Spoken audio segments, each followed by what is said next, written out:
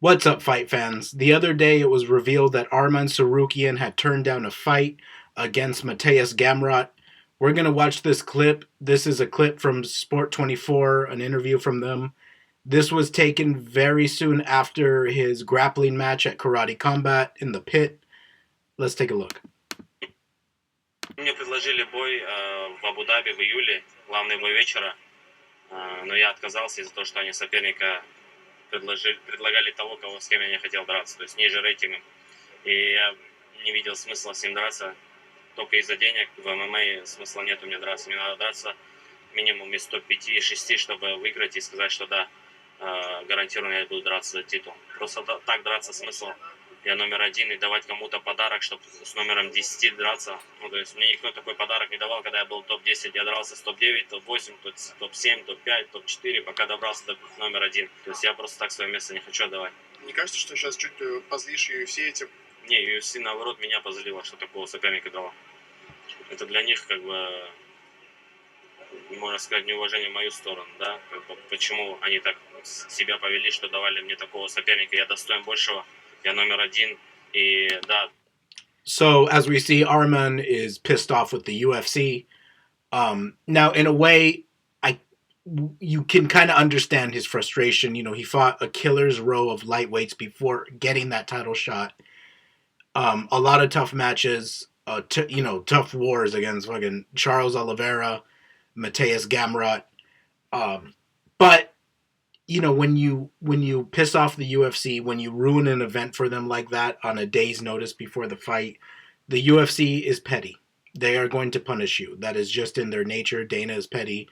The matchmakers are petty. They don't like it. They don't like it when shit like that happens.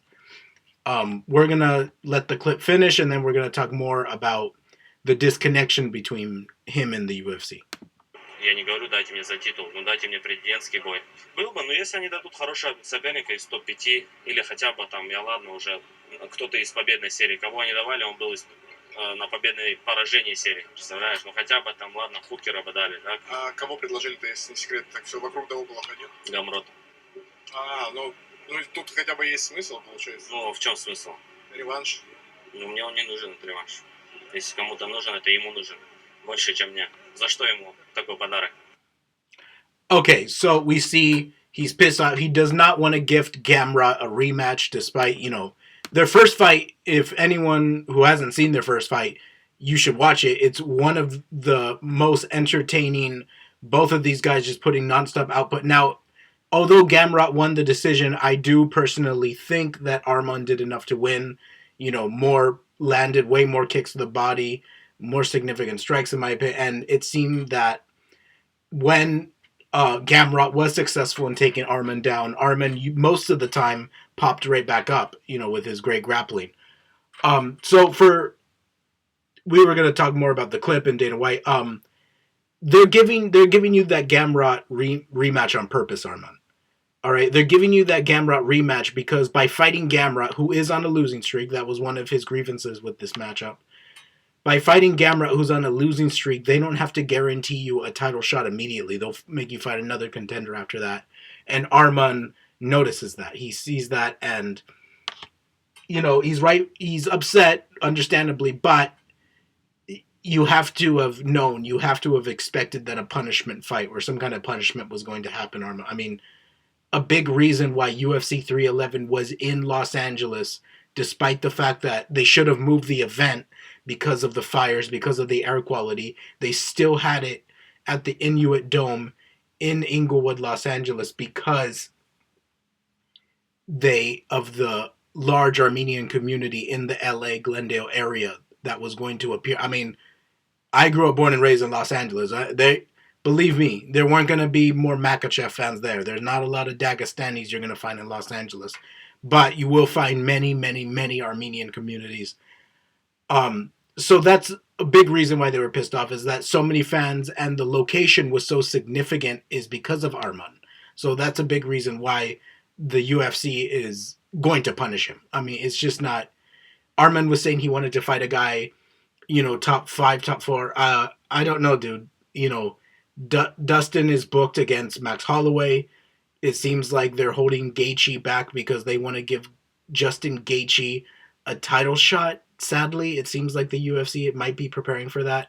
I don't know why. I don't know why the people want to see Justin Gaethje get submitted for a third time in a title fight.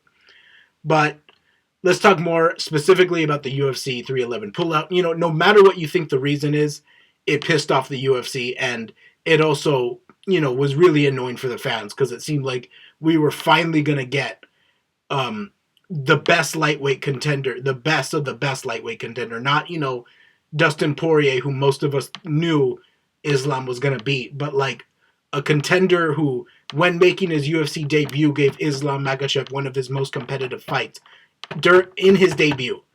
So no matter what you think the UFC 311 pullout was caused by, whether it was Nina Drama, you know, trying to impress Nina Drama, doing all those, you know, warm-ups.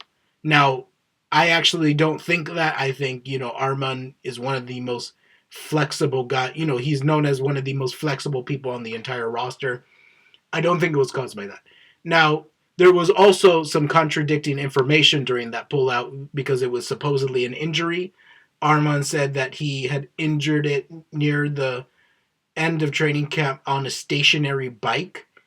And this was said after the Nina Drama interview, which is why I think quite a few people blamed Nina Drama, which, you know, if they want to, fine, go ahead, you know, fuck her.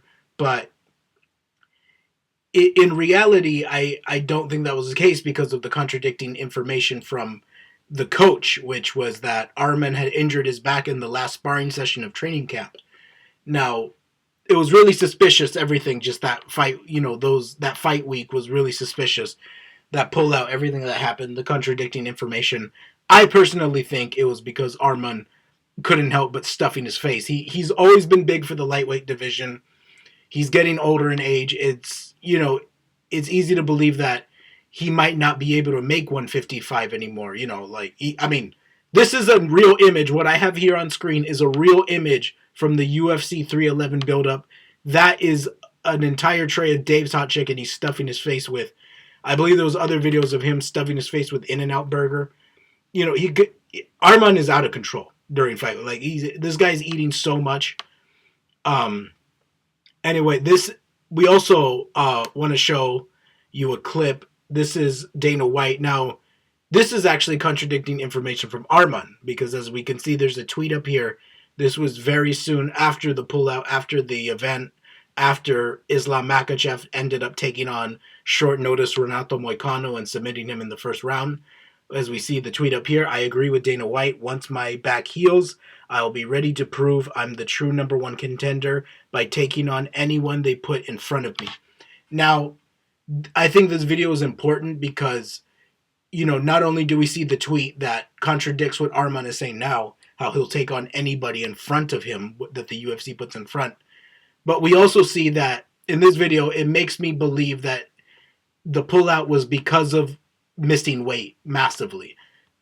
Because you can hear the anger and disdain in Dana White's voice when I play this clip here. Arman Tsarukyan, what do you do with him at this point? I mean, do you automatically rebook him in the next title fight? Do you go back to the drawing board? No. Yeah, he's going back to the drawing board. I don't want anybody to ever fight Hurt, ever. You know, we've been in these positions before. Went down there with the doctor. Went down there with Heather from the PI, who is, you can ask any fighter or anybody else, she's the best in the world.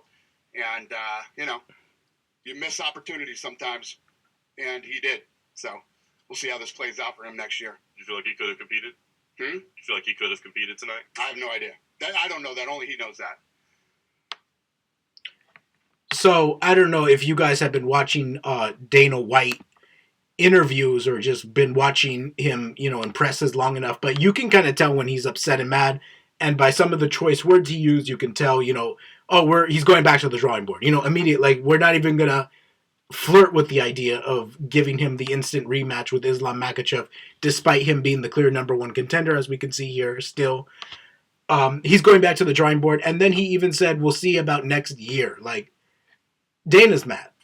The UFC is mad at Arman.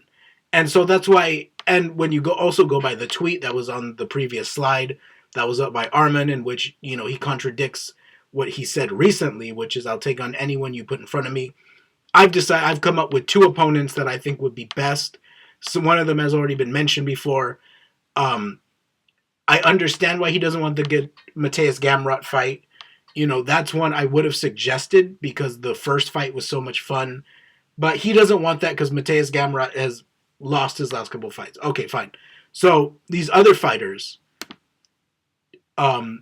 these guys have been on a winning streak. And another thing they have in common, you might have already figured out, is they both have had Twitter clashes and talk shit through interviews on Arman Tsarukyan's name. Arman Tsarukyan's talked shit back to them. So I think these 2 matchups, Dan Hooker and Paddy Pimblett, would be the most fun. So Arman, recently was saying that he wanted to fight top 5. He's not going to get that. The UFC is going to punish you. You're going to get a punishment fight. These guys are ranked below. You're going to have to fight one of them. Now, I do think that the Paddy fight and the build-up would be a lot more fun. I think the fight would be more fun, too. I think there would be some really, really fun grappling exchanges with him and Paddy, especially when you see Paddy's fight with Michael Chandler and Paddy's, him choking out Bobby Green.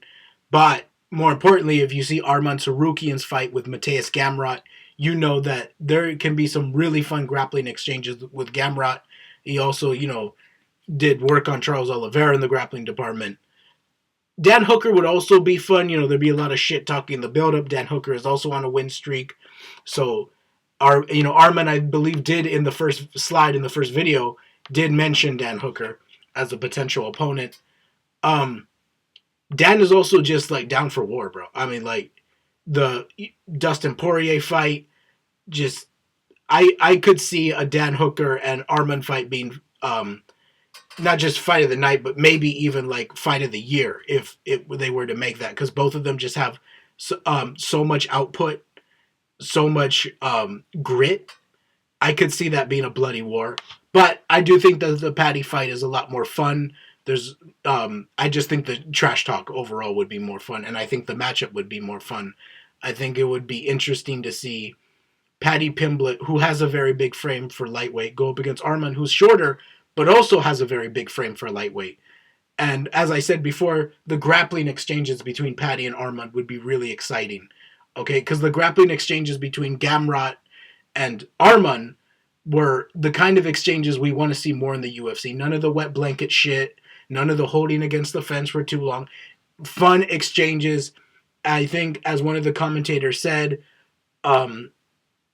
controlled or calculated chaos, I believe was the words. Calculated chaos. And I think Paddy Pimblett would be a much more fun matchup because of that. Okay, thank you all for watching. Please like and subscribe.